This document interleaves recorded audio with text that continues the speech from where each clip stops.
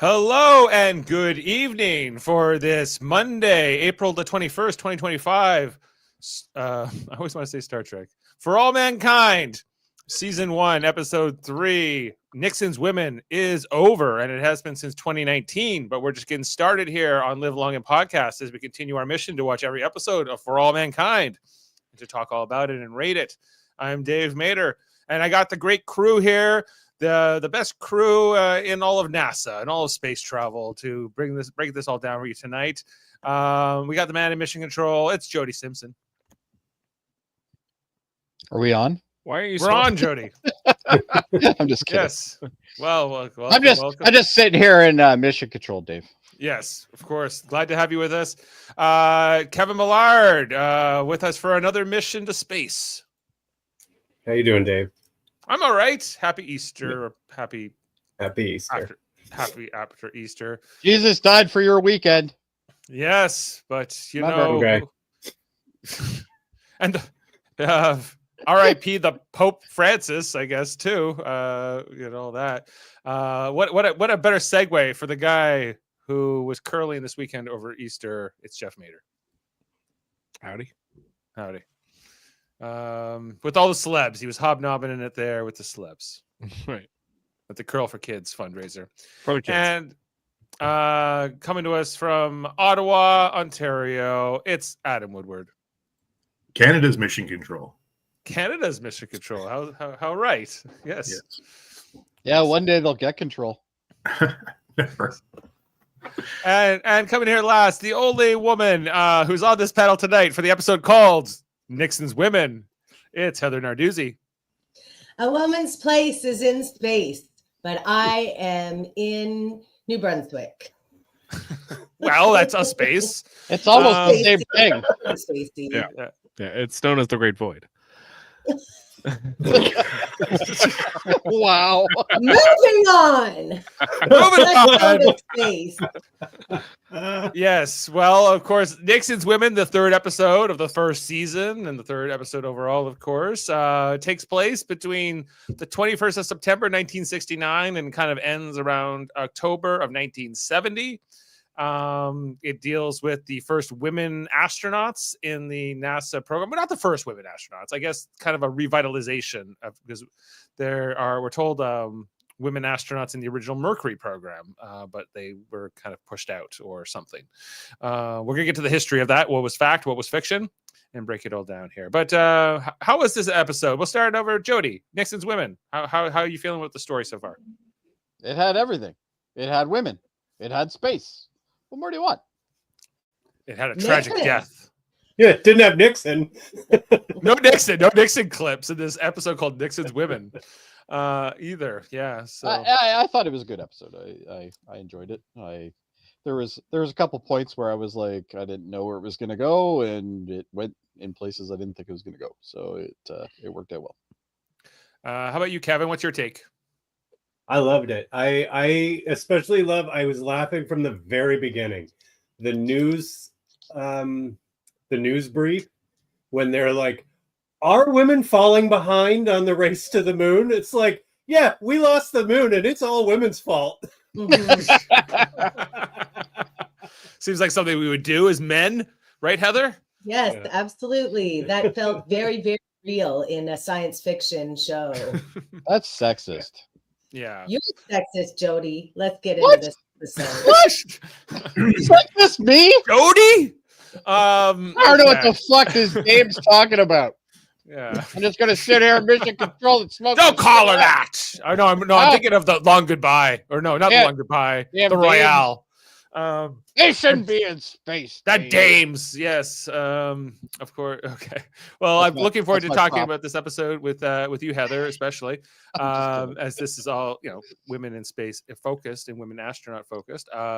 As well. Adam, how was this one for you? Really good. I like this retell. I when you think about Russia and like, I don't know whether it was the fact that all the men were dead after World War II or what happened, but women were used by the government to do a lot more than any other the allied countries. They were involved in the war effort, like we were talking about last week. They had a woman in space in the 60s, legitimately in the real world. America didn't have anybody until when, like the 80s Challenger. The 80s or early 90s, I think. Sally Ride. That's it. Sally Ride. Remember that. It was the 80s then, probably, right? Who's lurking in your background, Adam?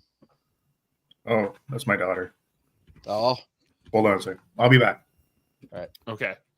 And Jeff, how historically inaccurate was this? How upset did it make you? Not that upset. I thought it was a good episode. I thought some of the things in the episode were kind of silly. Like, there was a few moments in the episode where, like, they called the girl who played Penelope on Lost. What's her name in the show? Molly. In this, she's Molly. Yeah. Yeah. They called her like Penny from Lost. They called her like an old battle axe, and like she wasn't like basically like a good looker. And then like they had and then they had like Jody Cormers on this episode, like in this show, and like she wasn't considered to be one of the good looking girls. Only this one girl was the good looking girl, and I'm like, they're all actresses and like they're all really pretty. Nixon wants a blonde, Jeff. Yeah, that's how it is. Yeah, they wanted a blonde, and I was just kind of like, that's silly. Like I thought that's I thought they were all good looking people. Yeah, like it's like, well, even if they're not, they're astronauts, but this is plausible that the Nixon administration would be incredibly sexist around how they go around choosing. Yes, that part's not believable. I just thought with the actual people they had on the show, I was just like, they're all really pretty. Like, I just thought it was like, okay. Then, also, I found funny the person that seemed to be the most upset with a woman going up to space was the wife of another astronaut. It was Karen. It was Karen. Yeah, I thought that was interesting. She's such a Karen about it. She was very much a Karen about it. But at the same time, she was also looking after her like so it's Stacy's kids, so she and she Tracy's Tracy. Yeah, okay, sorry. So like there's a few moments in the episode I was like, I don't really understand that angle, Other than that, I thought it was a good episode. I enjoyed quite a bit of the dynamic, and I thought they built the characters well, so it was good. Yeah. Okay. Well, good. Well, Adam, we seem to have lost Adam, but he might come back. I think he's dealing with family issues right now. Okay. Well, we'll jump into the plot. Let's jump into the screenshots. Run through You're everything. not going to ask Heather. You're not going to ask me what I thought about the episode. Hey, no one gives a shit about. I already did. You did it. I did before I asked Jeff. You did not. You didn't. Classic. So I really like this episode, and I'd like to tell you why, despite what Dave roll the tape say.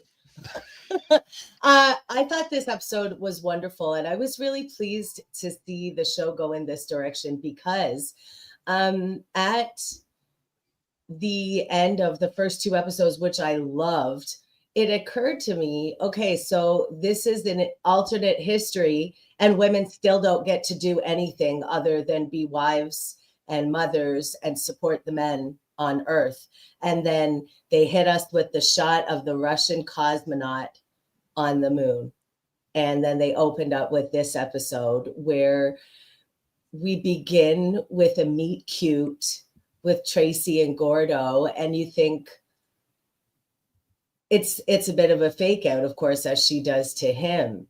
That, and then we get into seeing what women really are capable of when given a shot. Okay. Well, sorry if I didn't explicitly ask you. I thought I had. So whatever.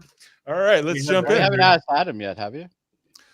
Yes. I think I did. I think I asked all of you. Okay. You Does did. anybody want to Something else to say, speak though. up and tell us what you thought? Does anyone feeling not appreciated? I wasn't finished. I don't feel appreciated. I always Okay. feel not appreciated. I feel very appreciated. I've been slandered on this show already. How dare you say I'm not an activist for women? What do you think, Adam, of the show? Listen, I wanted to fill something in here because I got cut off. When we were on the cruise, really whatever, last month or February, so we had Janeway. Oh my God, what's her name? Mulgrew? Jane Mulgrew was talking, but what I was most impressed with, but also a little humbled with, is the amount of women that in the audience that stood up and said, "You were the catalyst to me being right, whatever, a scientist, whatever they wanted to do." And there's this scene, we'll talk about it, but when they were, you did this for me, you inspired me to become, and it really, David, you were there. It really reminded me of that adoration, but more than that, just the empowerment that Kate Mulgrew gave as the first captain in Star Trek. But these women were to other women across the world. I'm glad they captured that. Yeah, well, even if you go back to even Nichelle Nichols in the original series, had a very strong influence on Mae Jemison, who was another astronaut who was inspired by her. She was And one she of the first. appeared on Next Generation. Yeah, Mae she was like a Jemison in transporter cameo. officer or on that show. She was in an episode. Sally Ride before her, but I guess she was the first Black American woman specifically in space. So, but not in this timeline. We're gonna get to that. All right, so let's jump into the episode if everyone agrees to turn their keys. And we begin in 1961, everyone, at the in San Diego. We got Gordo Stevens flying his plane here in Gillespie, of course, California, 1961. This young Navy pilot who runs into a young Tracy Stevens. I guess not Tracy Stevens yet at this point. Tracy made a name. And he asks why she's there, and she tells him she wants to learn how to fly, and she's looking for an instructor. So he kind of says, "Okay, I'll show you how to fly," and takes her up in the Cessna, which is what this plane is. Which I thought looked pretty good in these CG shots. And as they're going along, he gives her control. He gives her the stick, the steering wheel. She's like, "You trust me with this?" And then she does a big stick that he gave her. He gave her the stick. And then, Why do we have to go there? I That's don't know very what else to call- insensitive of you, Jeffrey. Anyway, Tracy, once she has control of the plane, she then does this crazy dive move here where she drops the plane down really far before lifting it back up. Sort of to kind of shocking Gordo, and then revealing to him that she has almost 800 hours of flying time already. So she already knows how to fly, and he's impressed. So. What is this thing? He pulls out of her back pocket. It's a flight plan. The flight plan, yeah. And from Gillespie all the way to San Diego, and then they get romantic quick as we find how their relationship began. So she was a pilot. They presumably got married. He eventually got chosen to be in the space program as an astronaut, and you know, she supported him, I suppose, as a wife and housewife and things like that. So I showing think this is such a fun origin story for the two of them, and there's so much chemistry between them. It's a really nice way to open this episode. I agree. Yeah, I think that they do really work. And, you know, we've seen Gordo's infidelity. We've seen that she's not too happy with him, but they had a much happier time in their relationship before all that. As we get our title card for the episode, this one written by Nicole Beatty and directed by Alan Coulter. So we start off the episode after the credits with the report about the Soviet cosmonaut who went to space. Time to blame women for not doing enough. Yes, Women exactly. are really falling behind. Yeah. What are we doing in America? You know, like how do these women beat us to the moon? They, the men and the women beat the Americans. Meteor Maid lands on moon. I missed that the first time. That's gross. Mhm. The Russians didn't call her that though, did they? That was the American. No, that's the Daily Telegraph. The American press. Yeah. What does it say? Warm gams for English policewomen up in the top right. Maybe they get to wear pants now. We'll give them warm gams. Warm gams. All right. Gams Anyways. like legs. Gotcha. Warm legs. So then we come back to Deke's office here, they're talking about the Saturn V orbiting workshop. They're getting into the whole idea of the Skylab, the moon base that they're planning to build up on the moon. And they're briefing this Air Force general about it all.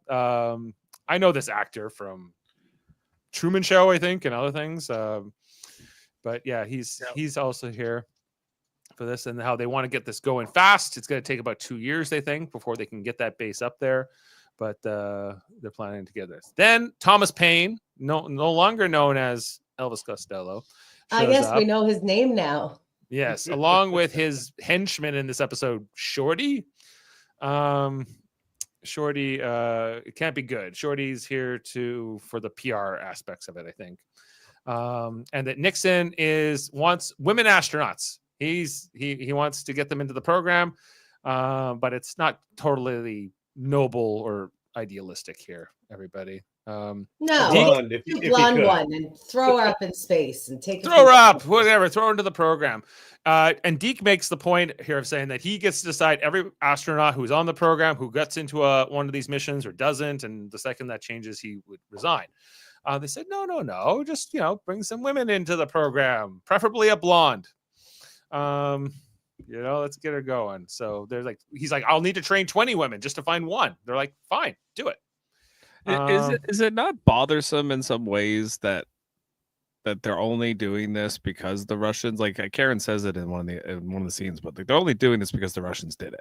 They're not doing this because they're becoming a more progressive society, or this is only happening because of competition. That's correct. And I think that's also kind of like a problem. Like it definitely is. True. But representation still matters, even if what put them there was the wrong reason.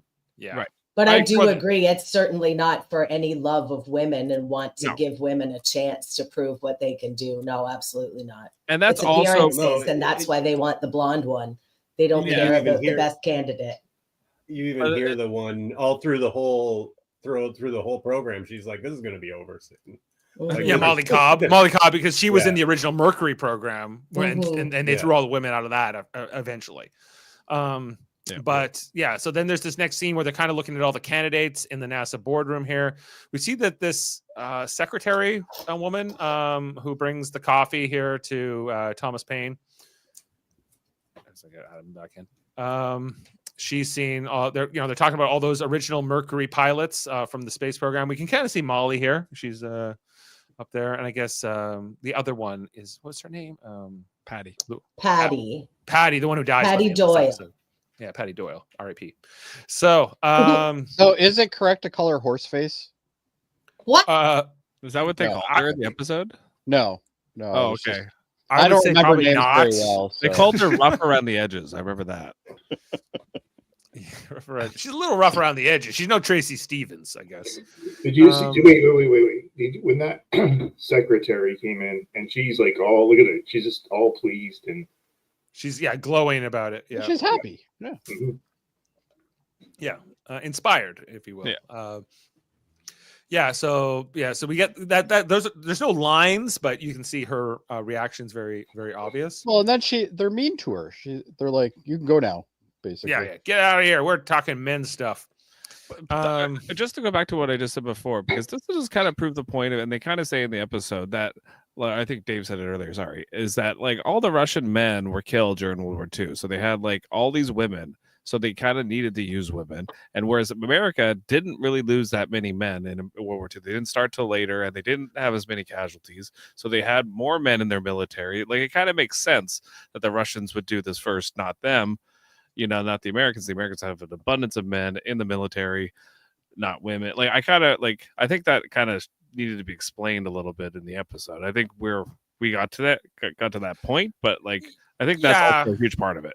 Yeah, that there is that's part of the reason I guess the Soviets were more progressive with their equality, but because they probably wouldn't have been if there hadn't been as much necessity. Because typically they're more behind us on social issues, I would say, but not everything. Anyway, so they talk about Molly Cobbs from the original Mercury program. She'll be here, but she's not going to win Miss America, I guess. You know why? It's because her hair's a little bit messy and she's not wearing a dress. So, right. Dog. Yeah. Then they bring back, I think they eventually get to Patty, who's the other one from the program that's still flying. The rest have went off and had babies and had families, and they're not eligible or they're not considered, I suppose. So it's just these two from that original program. So they decided to throw both of them into the mix. Trying to remember. Oh yeah, and then there's Danielle, who's the next one they talk about, and Deke's like, I'm not putting her in just because she's black, but Thomas Paine says, yes, you are. I don't need Jesse Jackson up my ass about this. We're gonna have some representation here. But what was interesting with this character? Did you guys see Hidden Figures? Yes. Yeah. She was part of that program in NASA because they mentioned that she actually works for NASA. Mhm. Yeah, she already works here. She's she's like one of the computers, so she would presumably have been working with those Hidden Figure women. Is she based off a real character, like a real person? This character? No, but they tied into that storyline too, where they they found that women were actually excellent computers. They could compute, right. One woman in particular was like the pioneer of a lot of before they had like real true computers to do a lot of these calculations. They had to do a lot of it with mathematicians, effectively, and they were called computers, and not you, computer. Anyway, so Danielle's in the program. We see a few of the other faces we'll come to know in this episode get put up there until eventually they say that President Nixon has had a brilliant idea, everyone. Tracy Stevens. And they have this old article from when Gordo and Tracy were both pilots. Maybe before now, I'd like to point out that when we see the actual clipping of this article, it's titled Love in the Air, but subsequent references to it say Love in the Sky and Love in the Skies. Yeah. So they misquote the article and then are referred to that ever after. That's kind of true to real life too. People. Oh, yeah. That might be clever writing rather than like a mistake. I'm more thrown off by this. The Stevenses. The Stevenses. Anyway, minor thing. It was the 60s. We didn't know any better. We didn't know. We didn't know about apostrophes. It's fine. It's okay. Anyway, so Deke's even against this because he's afraid, I think, partly how Gordo is going to react. But also that I think Deke sees this as just a publicity stunt, just, put somebody into the program that's not necessarily qualified as much as the other women they'd already been discussing. That is part of the kind of the theme of the episode. But Nixon says, you're putting Stevens in. Tracy Stevens is going to be part of this program, whether you like it or not, Deke. And Shorty says, yep, that's the way it's going to be. So well, she had all the credentials. She was a woman and she was blonde. Right. And she could also fly, but they don't bother with that part. The other part Deke talks about is like, you know, a husband and wife working together could also be problematic, I think. Yeah. Do you fellas want your wives up here? God forbid. You know what? You give it to Deke though for standing pat. They got to qualify. Like they're not just getting on board. Like they got to go through the thing. Yeah. So, No free passes. Adam, what mic are you on? Pass going on here, is there not? hold on. In a way, like not that she isn't earning it, but like he basically tells her in the episode you should resign because he knows that the next stage of the training gets incredibly dangerous. Too, yeah, right? and she's been at the bottom of the rankings every single time. And he knows that his arm's gonna be pulled to make sure she's. And he's not allowed. He's basically not allowed to cut her. He's allowed to cut all the rest, but not her. Right. Yeah. So there's kind of all these. You know, he's got and she's somebody that he knows personally. You know, it's not like she's a stranger. He knows her husband. He knows her kids. It's there's a lot of connection here.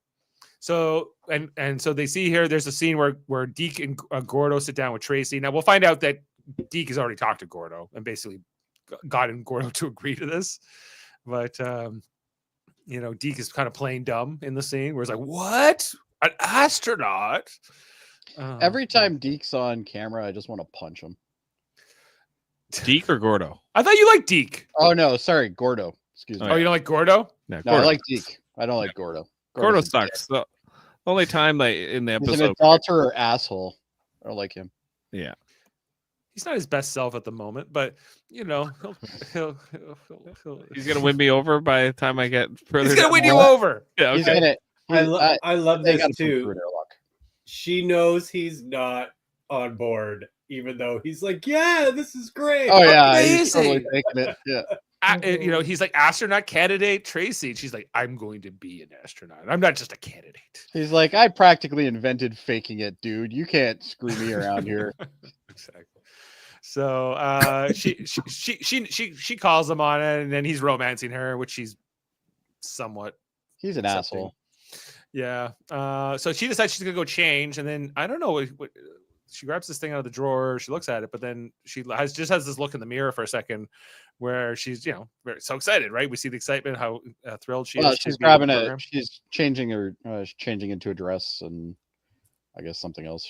Gordo thought she looked good already. Well, No. she does, but that's I guess It's not the what point. she wants. No, it's not the point. Anyway, so then we see the news report that comes after, where we have the Baldwin family here, Ed, Karen, and whatever his name is, the son. Shane. Shane. The kid. Yeah, boy. And Boy Junior. I love this. They got the TV dinners, they got the trays, they got the beer, The Hudson's Bay glasses. the Hudson's Bay striped glasses, sort of thing. And the cigarettes on top of the TV. Oh, never mind. That's our background. Oh, It's just Jody. Jody's cigarettes on the dash at Mission Control. Yeah, exactly. So we see that, Shane leaves, and then Karen is not excited about this Women in Space program. She thinks it's making a mockery of what Ed does, all the years of training and hard work and sacrifice he has put in. And Ed's like, I don't know, they sound like they're pretty good pilots. Ed's not necessarily against Just pissed this. off because she didn't get picked. Well, I'd like to speak on this here, like what Jeff was saying earlier. I don't understand why she would be mad about this. She's mad because, in my opinion, she has to stay home and play devoted wife and not have any opportunities outside that, where Tracy Stevens just gets handed this to her on a plate, and all these other women. As a woman, societally, we're often made to feel in competition with each other. So I think that internalized misogyny coming out in Karen. Why should these other women have this opportunity when I don't have that myself? But she can't come out and say that. right. So this is how she reacts. I think your take is pretty accurate for what they're going for here with her betrayal. I think it's part jealousy, it's part frustration in her own station in life. Wait, what didn't a lot of the other women in the program act like the astronaut wives had it like so good? Like they were talking about how good they had it. And Molly said that. Oh, Molly Yeah. said it, yeah. And so I was like, oh, okay. I was like, that. It's not what I would have thought. But You we saw know? from Karen and Tracy's lives as the wives of Ed and Gordo respectively are not the greatest per se. Sean agrees with you, Heather. Thank you, Sean.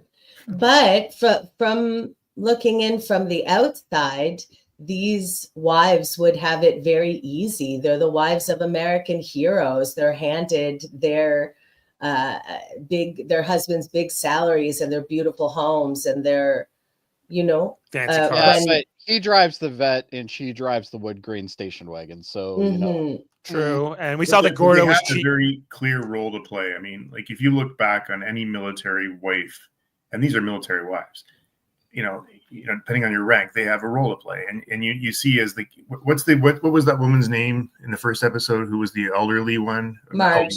Marge.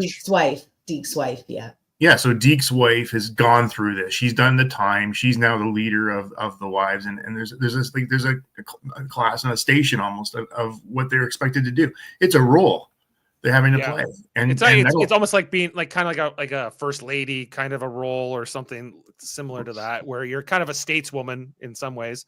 You're meant to be an accessory, I guess, to these American heroes, these larger than life astronaut figures. But we saw that Gordo's cheating on Tracy. We see that Ed's not really home. He doesn't really know his son that well. And there are problems in these families, despite all this. Yeah, that kid's creepy as hell. And they're not paid like huge dollars because they are just military guys, Government employees, after all. Yeah, true. And Ed gets his dinner taken away for not agreeing with Karen. Right off the bat here. He's just like he was. The biggest problem is she took that half full beer. Yeah, she took the beer. I don't know why the beer had to go. he was good though. He kept his mouth shut. Yeah. Well, this guy clearly knows how to deal with his wife because it was like, okay, he doesn't get into a lot of shit where the other one is a complete idiot. Gordo, I think Gordo's a knob. Yeah. Gordo is Mr. Id. I think that too, just one more note on that, her taking away his dinner and him kind of like capitulating is meant to show that she's exercising her only power that she has, which is over at the home, Right. Yeah. That she's the boss there. Mhm. And that Ed defers to her there as well. Mhm. So that Karen's no pushover. We'll find out as time goes on here. So anyway, so then we head over to NASA as Tracy is starting her first day as an astronaut candidate, January 6th, 1970. Here we are on day one when there are 20 astronaut candidates, also known as ASCANs, as we will come to know here. It's ass kids. ASCANs. Astronaut candidates. Yes.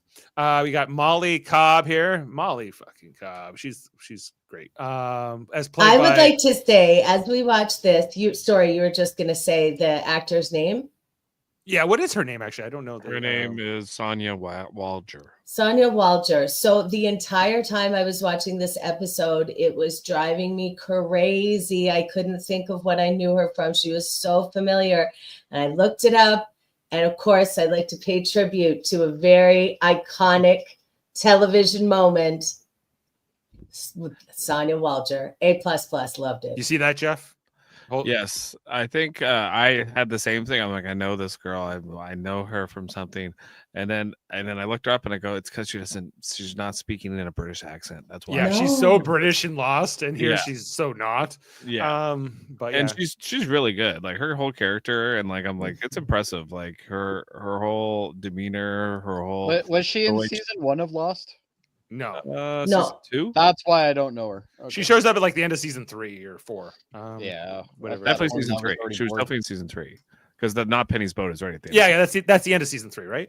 Mhm. Yeah, right. So she had her own role in that show, but I think this is her iconic role as Molly Cobb. So good. She's wonderful. Yeah, so she's great. She's smoking. We see Danielle comes into the room. She's the only black woman of these candidates. So she's immediately stands out. Is kind of isolated. She makes friends here with Tracy pretty fast, though, and they form a connection. Then Patty comes in, and Patty and Molly's rivalry, going back to the Mercury days, is kind of established here, pretty much in their first few sets of dialogue. That they're, I like the dynamic between those two. yeah, Patty and Molly, yeah, it's fun. Competitive, but also loving, and sort of on. Especially after the like survival trek thing that they had to do. Mhm. She's like, "Oh, well, you finally beat me at something." It's something. I'm just surprised. Yeah. So then Deke comes in to for the first day of class here for the candidates, explains that they're Azcans. At one point, he gets them all to laugh. I think maybe with that. And he's like, "Yeah, I made them laugh. Isn't this great?" Deke's awesome. Deke's funny. He's like, "Well, I expect half of you to be here in maybe like a year or 6 months or whatever." Okay. And Can I say something? He goes at one point in this speech, he goes, there's 20 of you in this program, and I counted, and there's 22 people in this room. And I go, there's not 20 people. I go, I just did the quick. There's 6 people in that row. There's 5 people in that row. There's 5 people in the next row. There's 6 people in the other row. I'm like, that's 22 people. Yeah, very good. He's not very good with these details. You're right. I don't know. He doesn't need to know how many people are there. Half of them are going to be gone anyway. That's what he does. That's the only thing he needs to know. Is kind of how. No, many he he's doesn't. got. He doesn't do that at all. He puts the list up with 8 names on later on, and he's like, "Okay, piss off, everybody else." We talked about Molly. We talked about Patty. There's Danielle and Tracy, of course, and then there's this 5th main character woman astronaut whose name is what? Ellen Waverly. Waverly. Ellen Waverly. She'll be important too. So anyway, so they're all here. We see Ellen taking diligent notes at her desk as they jump into the curriculum. They got one of those old projectors styles with and they. I am so glad somebody took the time in the props department to actually do that correctly, because they could have easily made that like a CG'd thing and it would look terrible. It looks way better like this. Yeah, it looks exactly like it used to look like. Yeah, super overhead projectors. Yeah, where black isn't black, black is gray, and the scratches and scratches and all that stuff. Yeah, it's fantastic. It reminded me of my days in high school. Yep. Me too. High school and elementary school. Some of us are older, Dave. We know. Some of us. Then we transition to the field. I guess this is 18 days later, exactly. And they're starting to do landings here on the tarmac of the jets. And we see this one comes in and she kind of lands it a little rough. Deke's not gonna be happy with that. We said a little rough. That's an understatement. Tracy then says to Ellen, "Hey, you're not married, but you're so pretty." And Ellen says, "You sound just like my mother." And she says, "Hey, oh, that can't be a good thing." And she says, "It's not." That they're starting to, I don't know, form some kind of a dynamic, these two. Here's the rough landing we see here, the little bounce off the tarmac with the jet. And Deke saying, "You're up next, Tracy, get ready." So Tracy goes up with Ed, who of course, they're like either next door neighbors or they're very close. Like they're like family friends at least. Yeah, they're Ed and he Gordo knows her and he talks like friendly brother. Did he help her more than he helped anyone else on this? Like, I mean, they didn't show all you didn't see it. You know what, Jeff? I think that they're showing him to be an excellent trainer until he gets to his kid. Yeah. Okay. Right. He's fine until he has to deal with his family. Right. Okay. Well, that's that's being an astronaut.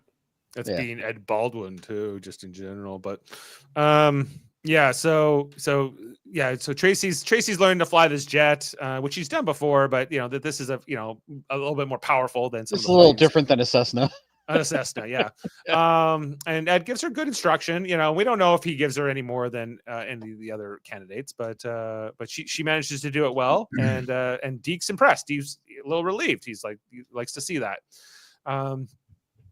Then we have here that where Shane is. I playing love that they use this clip. Danny. They do like an I Dream of Jeannie scene here. And they're actually talking about the women astronauts and everything. Now, I wanted to ask if any of you were fans of this show. Is this a real clip for the show? Because they do say the first couple on the moon. Is that like an actual clip of the show, or is it manipulated?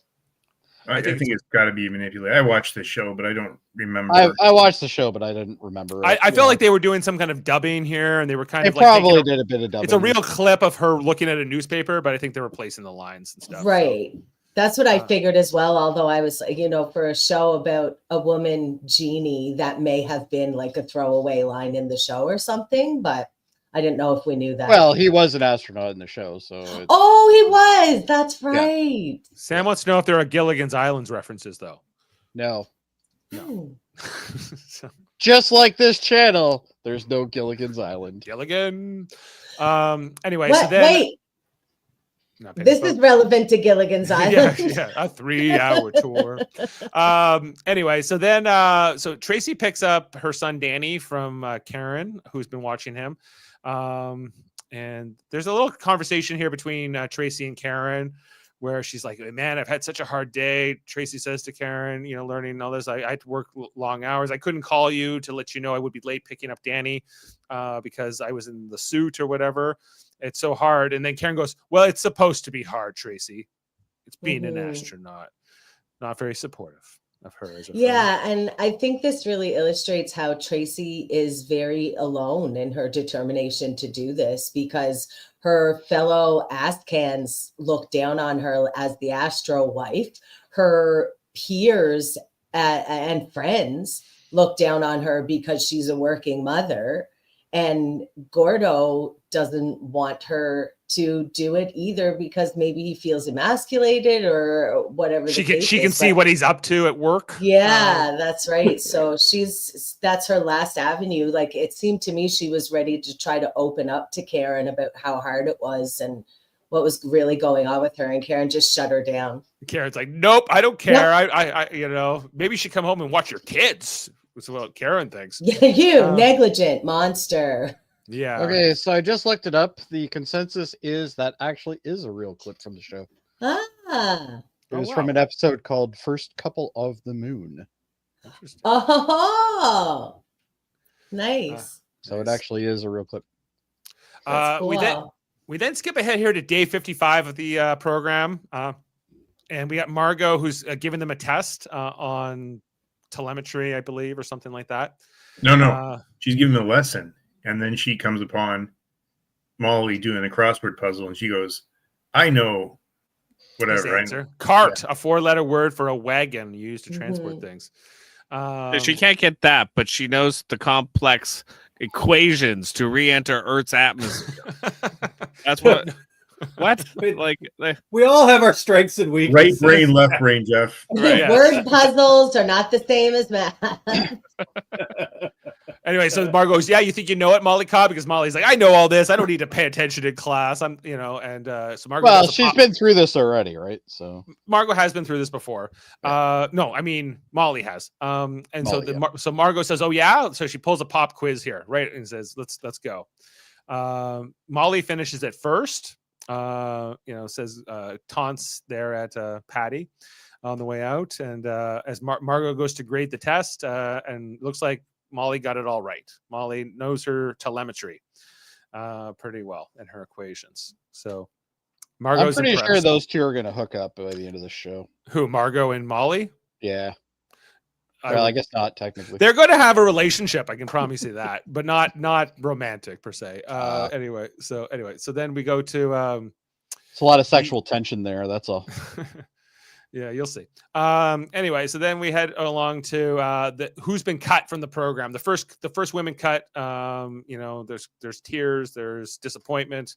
There's no crying in NASA. There's no crying in NASA. Well, maybe there is. I don't know. They cry a lot in NASA, according to this show. A lot. Yeah. Danielle's still on the list, so she's hell happy. Molly says, "I'm number one." Sorry, Molly. And Molly gives her the finger Patty. I'm sorry, Patty. Danielle, right? No, not Danielle. Ellen. And we see Tracy still on the list, but Tracy is the bottom. She's number 12, dead last of the group here. So it's a common theme. Patty Doyle. That's a great name too. Anyway, so then of course your last name's Doyle. Patty Doyle. We head down to the outpost where Molly and Patty are playing some pool. We got some of the other Azcans here who are have some drinks. And Patty and Molly are kind of, I don't know, they're Here's the lamenting sexual about. tension right here. I'd like How- to note here, can you go back to that shot? I'd like to note here that we're all wearing flannel as queer coding. I'm serious. I'm serious. So when you weren't Is allowed that a thing in the 60s, though? when you weren't allowed to be openly queer, there were certain ways of signaling that you're queer, and flannel is one of them. Oh my God, I was queer through all the 90s and I didn't even know. Well, queer, grunge, there's a lot of intersection. Oh, okay. Yeah. Are mention both this these to characters are gay? No. We shall Well, see. Well, Molly's not. I don't know about Patty, but because Patty's dead by the end of this episode, so spoilers, but, I just, as I was saying about on the Hold Up podcast, where there's certain tropes and certain ways that they show that they indicate things with characters. They want you to think that somebody is queer. They make them a little evil and dress them tomboyish and like standoffish and flannel and this sort of thing. Or like when a femme fatale shows up, she's often wearing a red lip and red nails and animal print. There's certain ways of conveying these things through fashion and nonverbal I never language. equated flannel to queer, but That's I because would you're now. straight, Jody. It's not a message for Yeah. you. exactly. What's that? To like 70s, but also the fact that these are like tough women. That's Mhm. kind of how I thought about it. I didn't think about queer, but that makes sense that you say. Yeah, I felt more just tomboyish, but Mhm. We see how chicks some of them. can change car tires. Some of these flannel-wearing farmer guys are giving Also some queer. stares and looks. That's right. Also queer. Yeah, they're all three of them there together. They are. Yeah. They're in a thruple. Yeah, Yeah, they're leaving together too. Yeah. Don't you Oh, worry. yeah. It's a space thruple. It's a lemon party. We hear For anybody who that. gets that. So this is like the astronaut bar, but it's not Mhm. like officially. And like a lot of them would have to wear pins sometimes to come in, but you don't technically have to. I don't know. So because they're still like cadets or whatever, trainees. I don't think this Um, is a bar on base, though. I think this is just some. No, bar. it's not. It's not. And there's no rule per se. It's more of just a unwritten thing. Anyway, so we see you got Molly and Patty over playing by the pool, and then you got like Danielle and Ellen and Tracy and a few of the others over sitting there. And Molly's like, they don't even know that they're going to destroy this program. They're going to kick us all out. They're going to turn on us. And Molly's not too hopeful for her chance of getting to space. She thinks that this is all a publicity stunt, but on the other hand, she's here. She's for as long as she can try to do it, she's going to try to do it. So, Well, they're getting You a take paycheck every anyway. opportunity, whether you think it's going to pan out or not. Right? Exactly. right. Yeah, then there's more of these conversations over here with Danielle and Tracy and Ellen, and these two other women who I don't know their names. You're still doing better than me, Dave. Yeah, I don't. They talk about Molly. They talk about Molly and Patty. One side they're like, "Well, Patty's nice," and then they go, "Molly, not so much." Molly's a little rough around the edges, not looks wise, but maybe personality wise, a little prickly. But then Ellen brings up this point that Molly is not here to make friends, and Ellen supports that. Ellen's like, they're probably only going to pick one of us to go up. So we're all in competition with each other. And, she's like, I like you, but ultimately you're in my way. And she adopts a little bit of Molly's philosophy, I suppose. As they're talking about it. And then we get a moment of her gazing queerly at Molly, let me tell you. Oh, yes. Yes. But she's not wearing any flannel. Where's the flannel? Because she's closeted. Okay. Well, okay. we didn't know. It was the 60s. She went on to play on Ted Lasso, That's where I know her from. Oh. and she was in a relationship with Keely Jones, who was played by what's her name, Juno Temple. Okay. She Yeah, was she's in really- The Crown as well. She's really good in And, the show. The one who plays Ellen, yeah. Anyway, then we go to day 74 when there are still 12 Azkans. We got Danielle, Tracy, and Molly in the simulator.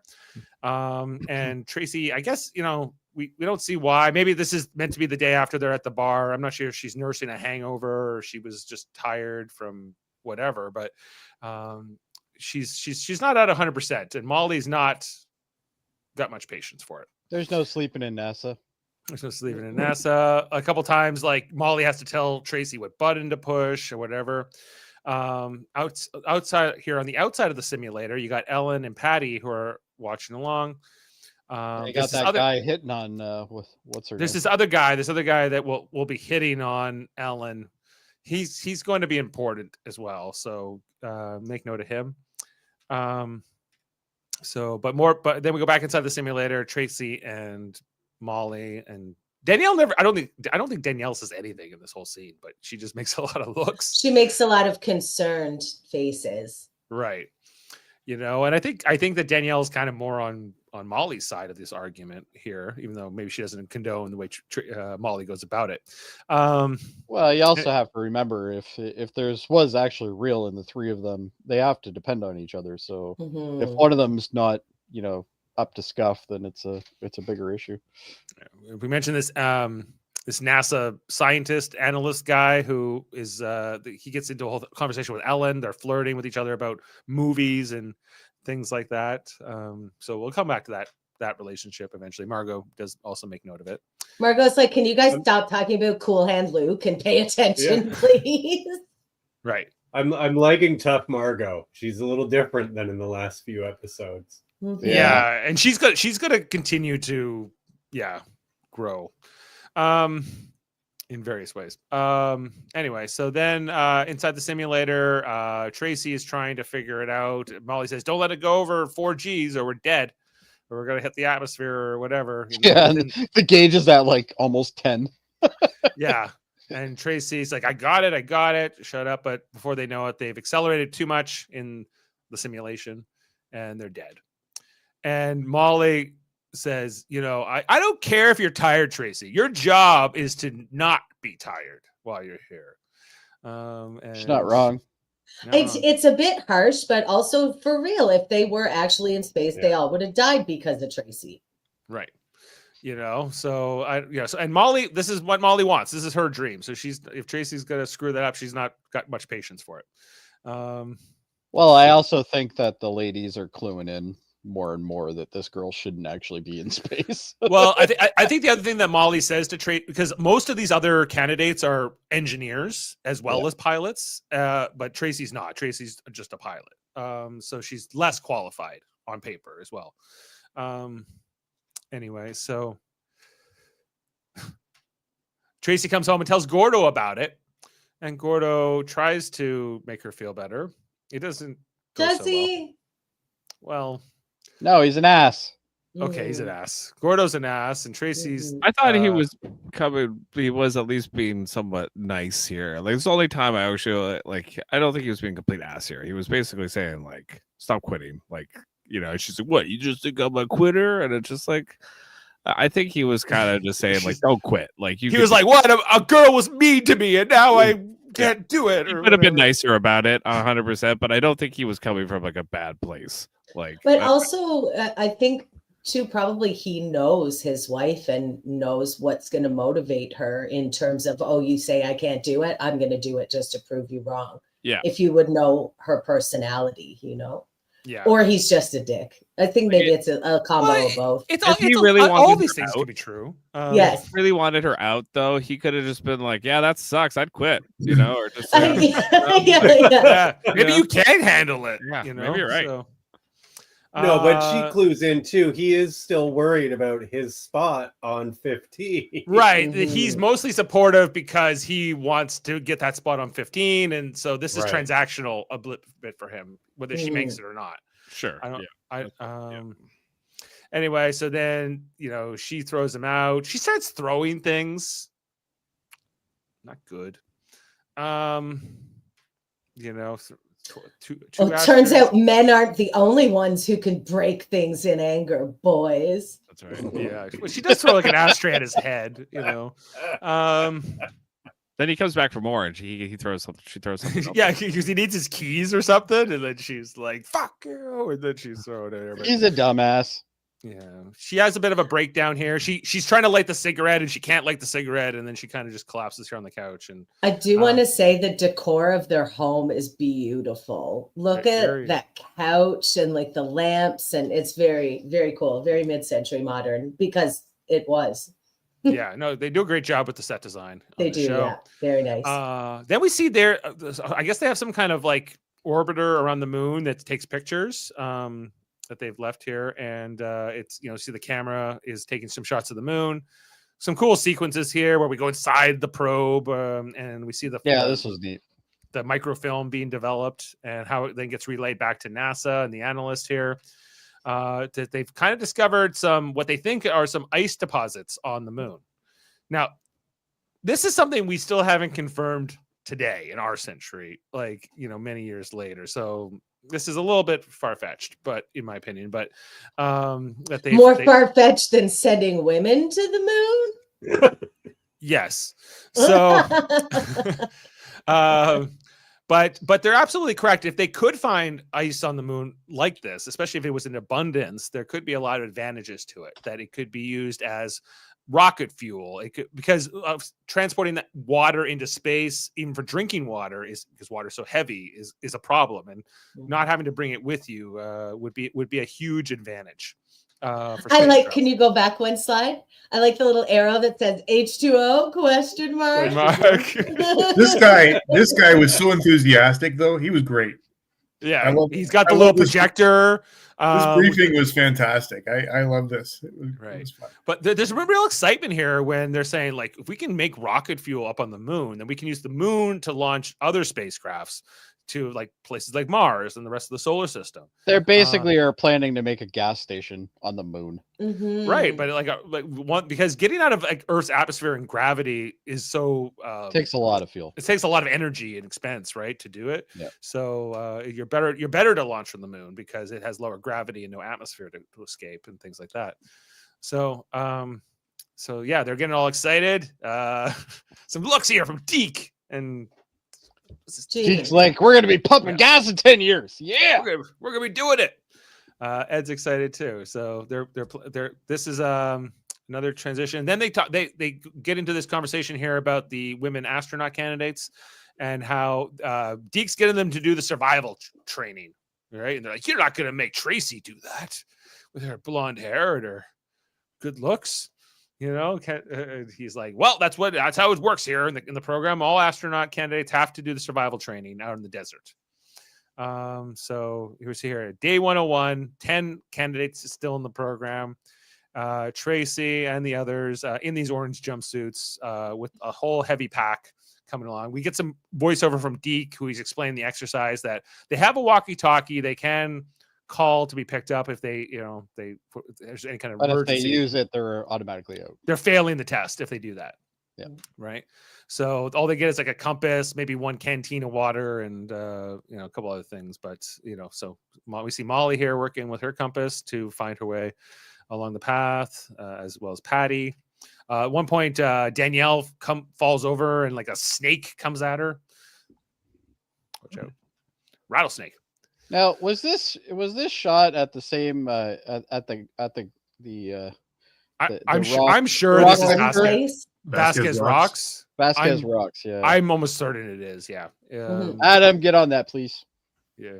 Now, did anybody else, like the second she finished drinking and didn't put the cap back on immediately, did everyone else see her dropping this before it happened? Yeah, me too. Yes. Can I just say, rookie move. I was confused about why they thought it would be harder for a woman to survive in the desert than a man. Like, if you ever watched like Alone, the women are just as good as the men at surviving out in the wilderness, and like it's not like you don't really have that much advantage. If not better, because they generally don't take because they need fewer calories too, right? Fewer calories, and they don't risks his men, and so like We're both from the wilderness. Of course, they could survive. in the yeah, like it was like why wilderness. did Men and women are both from the wilderness. What? Are you? No. Women Dave were Bader. born from ribs or I something. thought they were sugar and spice and everything nice. That's what I heard. Yes, that's true. That's correct. Yeah, she drops the confirming it was Vasquez Rocks. Yeah. So, thank you.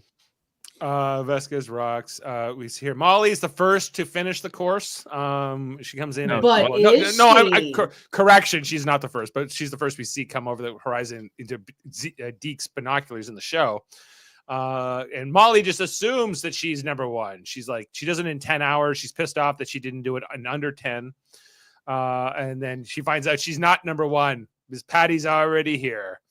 And Patty throws her a beer. And she says, a little cheers, like, at least you beat me at something. It was inevitability or something. But, Molly's impressed as well. also a beer after 10 hours in the desert? Probably not the best choice, Well, I think at this point you'll drink anything. Right. It's the 60s. They didn't know yet. But if you're dehydrated, that's not going to help. No. They'll get some water. And everybody knows that women can't drink beer. We're only allowed to have wine coolers and spritzers. Thank you Like for Dave reminding Bader. us. That is So- the majority of what, in fairness, that's the majority of what I serve on ladies' night at the Curly Club. It's At like, ladies' night in the desert. no, that would be different. That would be different. We got this great wide shot here of Vasquez Rocks. Very cool. Yeah, that's definitely where the Gorn was fought. It's not gone. The It's goal. the Gorn. Oh, jeez. No, I don't even have that open. But, give it a second. Well, I don't think you need to stop. Yeah, I did. You brought it up, Julie. Gorn. It's the The Gorn. Gorn. You have to say it with a British accent. That's all. Gorn. Gorn. The That's Gorn. like Brooklyn to me. It's the Gorn. Tracy's having a rougher go than Molly did out there. You But can then- tell because her hair's messed up. Yep. Yeah. And then Once your hair gets all frizzy in the desert, you're done. It's game She- over. she notices this sheet or whatever it is flapping up here. Parachute. Yeah. Moves over here and it's Ellen who has broken her ankle or sprained her ankle badly. And so Okay, even so though go back a second. I know what you're gonna say. Yeah, why there's like 100 sticks there. Has she not figured out what a splint is? only Plasky knows about That this is not ancient what I wrestling. thought you were gonna say. Oh, what do you think I was going to say? I thought, okay, why are you sitting in the middle of the sun? There's clearly Yeah, shades that's there. Like, So we can see her in the shot, Jeff. yeah, That's why. exactly. Correct. Now, maybe this just happened. Maybe, but why did she have all this stuff on for pack and everything? Why I did she don't have a know. parachute? We Yeah, don't well, know. did she jump from a plane? She was preparing for the Gorn attack. I'm guessing probably what they're doing is they're probably gave them the packs that had the parachutes in them just for weight. And then you can Maybe. use it for survival, right? Yeah. Could be. So Tracy decides to help Ellen, even though Deke made a whole point about this being an individual competition. It's not about teamwork. It's not about helping others here. But Tracy helps. Oh, she's elevate- been sitting there a while. Look at that damn leg. Mm. Yeah, it looks Mhm. pretty bad. That bruise don't show up in 5 minutes. That's an hour bruise. At least, yeah. So, Ellen, Tracy she made reference that she was a nurse. as she well. was a nurse. Yeah, that she never actually worked as a pilot, like commercially, even though she has a license. But yeah, she was a nurse, so she was able to move her toe. Ellen was able to move her toes. So Tracy classifies it as probably a really bad sprain, not a break. And we're gonna tie up your ankle as tight as your boot can take it, and we're gonna carry you out of here, as I'm not leaving you. Because Ellen's refusing to use the walkie-talkie to throw in the towel, as well. And one thing that Tracy did learn from Gordo was the idea of desert head covering. I guess You watched Lawrence of Arabia. they watched Lawrence of Arabia, and they learned about the. I did notice that none of them had a hat on. Not that maybe they weren't allowed hats, but like that's like kind of. So here's a question. You're at Vasquez Rock and you have to go from A to B. And I'm assuming Vasquez Rock is in between A and B. Why wouldn't Right. you just walk around it? Maybe you can get a good view of where you're going. That's the only reason to go up, I suppose. They had compasses. They knew where the hell they were going. I don't know. You have to ask Tracy. magnetic. So anyway, they're all waiting for Tracy and Ellen to show up. They're all kind of feeling like it's been a lot of hours. We see Danielle has since come in. A lot of the other women have come in. Deke doesn't know where they are, and they're continuing to wait as Ellen is kind of helping. Tracy's helping Ellen, get there. And then they talk a little bit about Ellen's background, that she's from a very wealthy family that owns an aviation company. And she's a pilot for them. And she's a pilot for them as well. But they are incredibly rich. And this is also significant to Ellen's story. So we'll come back to that in future episodes. But she's a bit of a hobnobber. So more time goes on here with Vasquez Rocks. And I'm not, is this meant to be Vasquez Rocks? This is my question.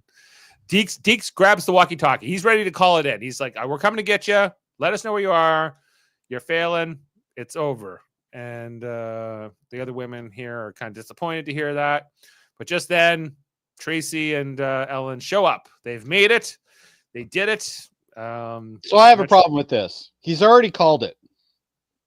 I don't care where they are now. Rules They're are not rules, there. Jody. Yeah, you're That's right. right. So I don't You guys know. stick to the format, Dave. Stick to the format. Ellen gets carried off by the medics here, and Tracy grabs some water, not the beer. To your point, Jody. But That would be a smart choice. But Deke says, Tracy, we told you that this wasn't a team thing. You shouldn't have done that. And Ellen says, well, I wasn't going to leave her there. And what would you have done? Would you have done anything differently? And I think, and Molly's also like listening to this conversation. And I think that Tracy earns Molly's respect here as well as Deke's, who, that Tracy, she may not be the most qualified in terms of academia. Deke wouldn't have left her either. But Deke wouldn't have left her either, and neither would Molly. Either, even though Molly's miss individualism, Molly has got more care for other people than you might know. So it ends here with Tracy splashing water over her head and kind of just soaking this whole experience up. We then see that Tracy is now one of 8 candidates still on the list. She's number 8. Now Patty is number 1 over Molly. I don't know who Mindy is. Anyway, so then it won't matter. We see that the fan mail. This is the scene you were talking about, Adam, where This is a cool scene. Yeah, they're getting all these letters written to them. Patty and Danielle and Ellen start reading them. A woman's place is in space. You've inspired me. But Molly says, I'm not here for fan mail. I'm just here to do my thing. How did you feel about this this particular sequence? More plaid, Heather. More plaid. Yeah, That's right. The lesbians are coming for the space program. I was very, very happy about it. I loved it. And I've seen it with my own eyes. Representation really, really does matter. And as we were saying earlier, we've seen it with Nichelle Nichols and Star Trek inspiring young women and people around the world. And I only wish that this were real. I think some of this is real, like archival footage, but yeah. What about all those women that went to space like last week? Come on, that was capitalist bullshit. Oh, Katy Perry. I'm so connected with love right now. Like, what the fuck is that? Get on. fucked, Katy Perry. Absolute bullshit. I think it's really appropriate that we're doing this episode right after that happened. Yes. Yeah. Yes. All right. Because they didn't go through this rigorous testing like Deke No. would put them through. Deke That's would have been all like, I you're can- coming through. All I can say is the Pope was alive before Katy Perry went into space. Yeah, well, it's aside from God, perhaps. So there's a scene here where Tracy goes to see Deke in his office. They sit down and Deke talks about his days on the original Mercury program. Some of those spacesuits are Those fun. spacesuits are absolutely amazing. Yeah, they look like they're out of a TV show. Even though They look like TV dinners. It's amazing. Yeah. And basically, Deke is saying to Tracy, I think you should consider dropping out of this program. I don't think He's like, This You is need to for you. go. You're literally a liability. You need to leave. Well, he's worried about the next stage. Is he you know that not everybody in his original program made it either. And he's again, we've talked about this earlier that there's a real risk of dying, in this program when you go into space. Anytime you go into one of these, these cockpits, so almost, but he can't cut her. And she was like, if you want to cut me, but she doesn't know that he can't cut her. So she says, I think she's got an Well, I think- impression at this point, though. Yeah, I think she figures it out during the conversation that Yeah, that's why she's kind of snickering his at him, strings are like, being pulled. yeah. right. I think so too. And it's like in this scene, she's putting two and two together that she's Yeah. dead last every single time. And he, as you But say, doesn't is get having cut. his strings pulled as well. So I think that's why Just figured it out. she deliberately chose to say, if you want me gone, you're going to have to cut me yourself. Right. Yeah. And Deke is left with his heads in his hands. He doesn't know what to do. And part of Deke's response when he was going to do this was he has to have control. So And he doesn't have control of Tracy. He Not doesn't as much as he technically would have with any other astronaut. So it's kind of a tough one here for Deke. Yeah. We go to day 200. well, There's they're running out of blondes too, which is a bigger problem. and well, Molly's a blonde, technically. Yeah, but she's an Uggo. They established that in the beginning. Got the rough around the edges. I'm so glad she says it and I didn't. So at this point I'd now, just like to state for the record that she is straight up not an Uggo for anybody who may be listening None to of- just none of the these- audio None of version these of it. girls are. none of them are. The No. sexy No. girls on Lost. Like everyone was like, "Oh, Penelope was one of the sex." Like that's not that long ago. Yeah. 20 years ago, Jeff. Well, when the show came out, but like the show ended like what 2010. Yeah, when she was on the show, it was So probably 15 2007 years ago. or so. Still, Anyway, nobody's an Uggo. They're off to space. Here we They're go. not Uggos, and there's only 5 of them left, everybody. 5 candidates left here on day 200 because Ed is taking them up to learn about the limb. Lem, Lem. right? And he talks about it flies like a helicopter, but it isn't. It's incredibly dangerous. It is, he talks about Neil Armstrong ejected about 10 seconds before he would have been killed. Absolutely loved this scene because I've seen a documentary on this machine and it is bloody scary. looks terrible. It is. I would never set foot in that thing. Right. I don't even know And how it works. They didn't really show us how it works. Well, it's all Compressor. like little thrusters and Little compressed thrusters air. and stuff. Yeah, you get to see a little bit here in the next when they. But you're finally- basically flying a big fuel tank, Right. with barely any control. So it's like, right. In a parking lot. In the yeah, middle in of in an asphalt lined parking lot. Yeah. right. Seems like it'd be smart if it was a field. Well, and I like how he's explaining to her because he's like, so you guys are going to go up, you're going to spin, and you're going to come back down. That's it. Don't go anywhere else. And Okay. I'm like, Right, but this is the part of the training that Deke was most concerned with Tracy going through. too, rightfully right? so. That thing is a death machine. Yeah, like it's. It's Yeah, zero but the gravity, only- probably much better. The only active pilot is the one that dies. Yeah, the one who had that experience with helicopters too, which was Yeah. Patty, most directly. So it was kind of but we see that Tracy. I don't know. They said they're going to draw for spots, and we hear that Tracy is. I think Tracy went up first, though, right? Jason is Mhm. first. Yeah. Well, Yeah, this was a big ruse for the viewer, right? Because Yeah, because we we think only she's going see to her die. go in, and then later on there's a crash. So you're like, oh shit, right? Yeah. We see Ed's there with his headset, trying to guide them through the process. But yeah, this thing here where you see them go up, and you see how unstable this Oh, thing yeah. would be to fly, and I go, oh, that's no good. That's no good.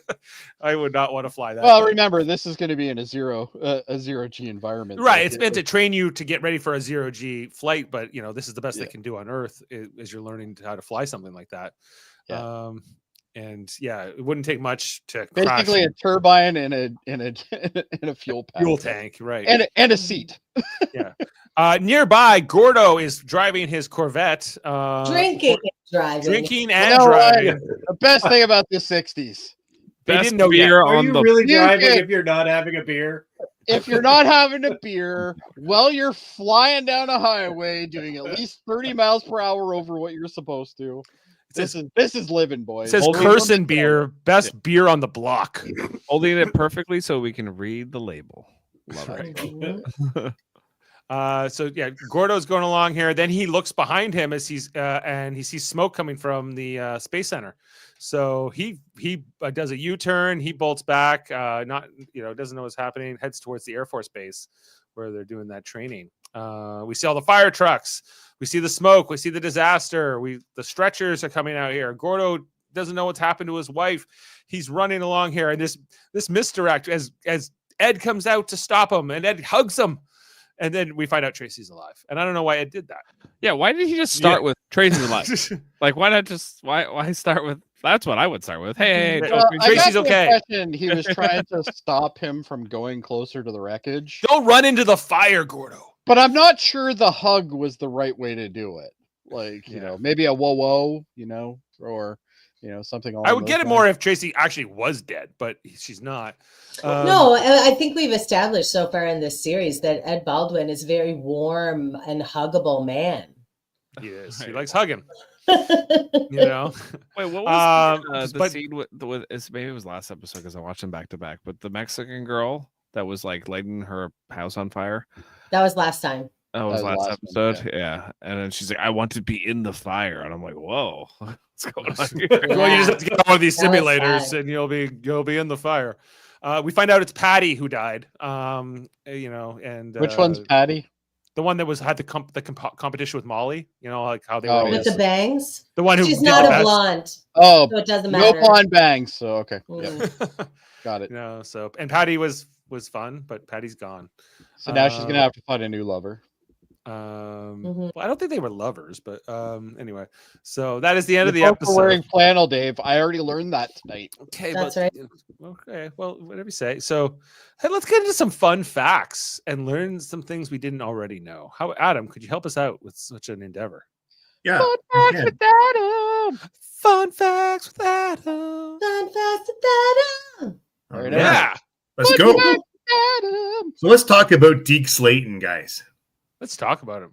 So Deke was actually one of the guy who made all the crew selections, as we know. Okay, he That's was one of the accurate. original 7 astronauts that was chosen for the program when they started up NASA. And Gemini. However, he never flew due to a very minor heart murmur, but stayed with the program Wrong banner. for years until they determined the condition. He became the head of the astronaut office is with Alan Shepard, who was assistant, who was also grounded because of an inner ear issue that gave him vertigo. So Alan Shepard couldn't fly as well. And that picture you saw, you showed us a little bit ago, Dave, was actually a real picture with the actor's face in the place of, superimposed of the Yes, real yeah. Oh, I Deke. never even noticed that. That's Yeah. cool. So then I also found out about the Mercury. So Mercury 13. So there's the original 7 astronauts were selected. There was a doctor called William Lovelace who basically set the physical standards for astronauts. So he set the tests and everything like that. He became very curious to see whether women would be able to hold up to the same treatment as the men, and actually selected 13 women pilots. This is absolutely true. Who had more than 1,000 hours of flight time, and each would undergo the same test strictly at the behest of Lovelace without NASA's assistance. So he did this on his own. The women never met as a whole team during this due to the secrecy of the project because Lovelace was going behind NASA. And there was one woman who, at 82 years old, her name was Wally Funk, who finally flew into space in 2021 as a guest of Jeff Bezos on the New Shepard rocket. Sorry if anybody, I don't know, people who usually don't like them going up in space, but here's an astronaut from the 60s who finally made it into space, a woman astronaut. So Well, it's great. I think That's we can. cool. We're okay with that one. I was rolling my eyes at Jeff Bezos, not the woman Very astronaut. great. Jeff Bezos, the pioneer of our time. Molly Cobb is also loosely modeled on one of the first 13. Her name was Jerry Cobb, who racked up over 7,000 hours of flight time, more than any of the astronauts. And she earned those by delivering military fighters and bombers to the air forces around the world, particularly in Vietnam. She would lobby Congress to have NASA select the first women astronauts. And once, and the reason they never got there, and same with black astronauts too, there was never any, and they referenced it in this episode, I think. They're talking about they had to be test pilots. Yeah. Mm-hmm. And, no women are test pilots. Well, no black men were test pilots either. And that's why there was no black people as in the 60s in the original program. But so anyway, NASA got rid of that requirement. And then in 1978, they chose 35 new guys, and I use that in quotes, including 6 women to start on the shuttle program. What year was that? 78. More importantly, did they wear flannel? So No. that's not 1978. This episode's supposed to be taking place in 1970. It's not that much of a stretch, I think, that they could speed up women's, I don't know, integration. Yeah, probably would have. Whether or not Nixon would have been behind it, I doubt, but Well, he wants to show the Soviets what's up. Right. The 6 women astronauts in the beginning were Sally Ride, who flew on 2 flights, and she was the first woman in space, U.S. woman in space. Or another one, Rhea Sadin, who had 4 flights. Kathy Sullivan had 3 flights, and the first woman to do a spacewalk. And Judy Resnick, who had 2 missions. And then finally, Shannon Lucid, who said 6 flights, including 7 months on the Mir station. So, it took that time till 78 really to get, but really the 80s when the shuttle program started going. As far as I could tell, too, Adam, in the first 2 episodes, there were no black men astronauts in the program. Danielle seems to be like a black woman astronaut candidate before there's any black men in the program. Yeah, when I was saying that because there was no test pilots that were black, and that's the reason. They were actually told to have some black people in the program, but the qualification was you got to be a test pilot. So they finally found one, but he flunked out. Oh. I didn't notice that because I don't see race, guys. JFK actually ordered to see what it would take to get a black astronaut into the program, at which time NASA said it was not possible because there was no black test pilots. And if there was no black test pilots, there could be no black astronaut. But Tracy Stevens isn't a test pilot, and she got to go. So, JFK was. Yeah, I'm talking about the reality versus the show. Okay. Okay. JFK barely got a Secret Service guy to be like a black guy, and got a lot of flack from it from the rest of the Secret Service. So it's like, Are you saying they were a little racist back then, Jeff? Yeah, a little bit. They were a lot racist. And just to give you an idea of how dangerous this job was, so in 1963, 136 applied to be asked to get into the program. 14 were chosen. Out of those 14, 4 would die in aircraft accidents before even going into space. 7 would go to the moon, and 4 would leave their footprints in the moon, on the moon. So, I mean, it was first of all dangerous. 14, so 4 died out of the 14. Man, that's high odds. Yeah, it's like it's not a lot of longevity in that profession. Okay, and then just some other little tidbits that came up. Just give me a second to find them. Okay, talked about that. Anastasia Belikov was most likely based on the real Russian female cosmonaut Valentina Terezhnikova. Terezhnikova never landed on the moon, but was in fact the first female cosmonaut and the only woman ever to fly solo in space mission in 1963. They were up there early. Right.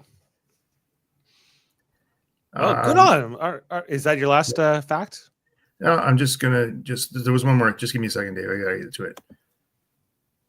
There was just a couple other things that were kind of interesting. This was cool. In actuality, the lunar lander training vehicle was not a standard part of the astronauts training program. The only astronauts that trained on it were the ones earmarked for the role that would require them to land on the moon. Yeah. For example, Neil Armstrong flew it several times to train for Apollo 11, but neither Michael Collins nor Buzz Aldrin flew it because their role didn't require that training, which is kind of weird because they were sort of the backup. I don't understand. Yeah, like what if something had happened? I guess they would have scrubbed the mission maybe if Neil Armstrong couldn't do it, but or they would have some. But yeah, it seems like but it's also incredibly dangerous. So maybe they didn't want more people having to go through that than necessary. But they didn't want to kill off everybody. And there was one when you were talking about the water bottle, Heather. I thought you might mention this. When she tips it up and you see the bottom of it, you actually see the arrows, the recycle arrows which didn't come into place until 1988. So Yeah, because in the 60s we didn't recycle. we didn't care about any of that stuff. And in Texas, they still don't care about that stuff. Oh yeah. Right. Well, thank you, Adam. That was very informative for the fun facts. And this is the part of the episode where we'll rate the episode. So we're going to throw a rating up here for Nixon's Women. Jody, you want to be first? Not really, but I will. Right. Okay. I'm going to do 9 on this one. I thought it was a great episode. Okay. 9 from Jody. Adam. I liked it better than last. Different reasons, but 8.5 for me. 8.5. Okay. This is me. I liked this one a lot. I go 9 for this. Kevin? 9. 9 from Kevin. I Heather. like all of these the same. A 9 for me as well. And I'd like to change my grade from last week's episode to a 9 as well. I gave it a 10 because I didn't really find anything wrong with it, but I also didn't like it as much as the first episode. So I wanted to update that. Yeah, that first episode was so strong. It really was. And Jeff. I'd probably give this one like an 8. Do you want to give us a rating for the previous episode with Mr. Nazi Man? Yeah, I'd probably give that one an 8.5. I like that one a little bit more. That one actually, they brought up exactly what they should have about Werner von Braun in that episode, and I was like, oh, they're gonna go there, and I'm like, oh, they went there. I was like, I did not expect it right away. Spreadsheets are good. Mm-hmm. Anyway, we are averaging an 8.8 tonight, everybody. This episode has an 8 on IMDb, so it's kind of rated a little higher than the previous 2 episodes. I was exactly correct. You will also see that there's a trend here this season or throughout the show where it'll be like the first 2 episodes are directed by one director, then somebody will direct the next 2, and then so on. So it's like there's 10 episodes and there's 5 directors. Everyone gets to make a movie.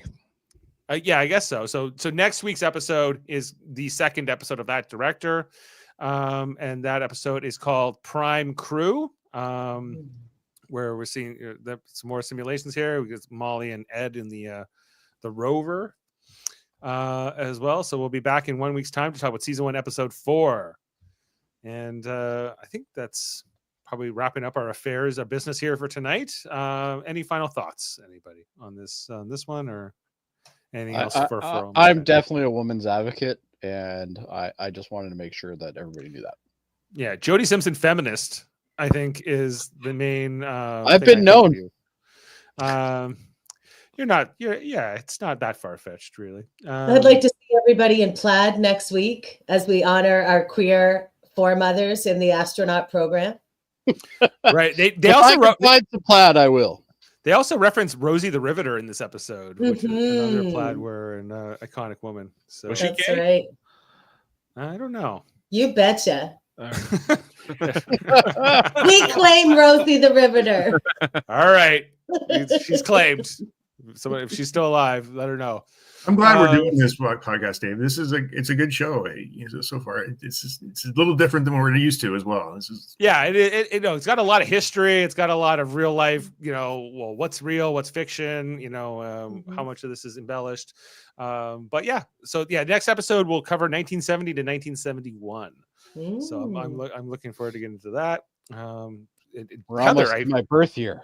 Yeah, word has it that you're which 71's Adam's birthday, right? Yeah, 71's my birthday. Yeah. Yeah. Heather, I understand you've gotten all the way to the middle of season 3 now. Yes. I'm actually, since I sent that, I only have 1 episode left to watch of season 3, and I'm going to watch it right after we log off, but not before I go to the store and get some chips.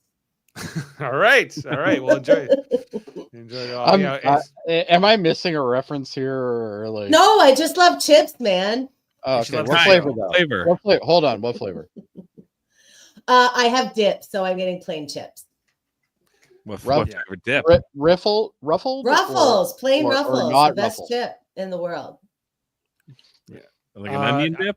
What kind of dip? Yeah, what kind of dip? We want to know. Very important to the podcast. It will be queso and sour cream. And I'm going to dip Ruffles in it because I'm a monster. You guys throw some jalapenos in there too. You may not know this, but Jeff is very like my dip. serious about his dips. Yeah. Yes. Oh and, my. and another thing you should probably know is Kevin's lovely wife makes excellent dip. Yeah. She Yeah. basically makes it for me. Yeah. And then Jeff eats it Yeah, all. it's with a not for spoon. me.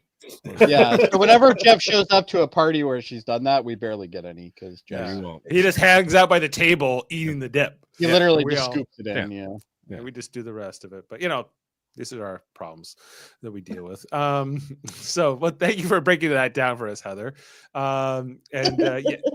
Also coming up this week, we'll be talking about Star Trek: The Next Generation, Time Squared, season 2, episode 13 of that show. Look out for that on Thursday. I like that episode. Who's on that episode, Dave? I forget. I think you are, aren't you? What? I don't know. I Who's don't on think it? I don't know. right. People. I'll figure this out later. And look out for that Thursday. I'll be there. I believe that's everything for tonight. Thanks so much, guys. Thanks for being here for another episode of this podcast, and we'll see you next time here on Live Long and Podcast. Make sure to I'm check gonna out go get some chips. Go get the Yeah. chips. Not Penny's boat. Let's leave that up here for the final moments as we head out. Thanks, everyone, and Live Long and Podcast. Beam up some Star Trek content with Live Long and Podcast. Tune in to X-Rated, the X-Men animated review show. Artistic interviews with graphic histories. A roundtable movie discussion with Hey, did you see this one? And movie reviews with Hold Up, a movie podcast. And while you're at it, spin a few records with Eamon on Track. Watch us duke it out on trivial debates. And let's chat about TV with the Super Mater Brothers. It's all here on the United Federation of Podcasts.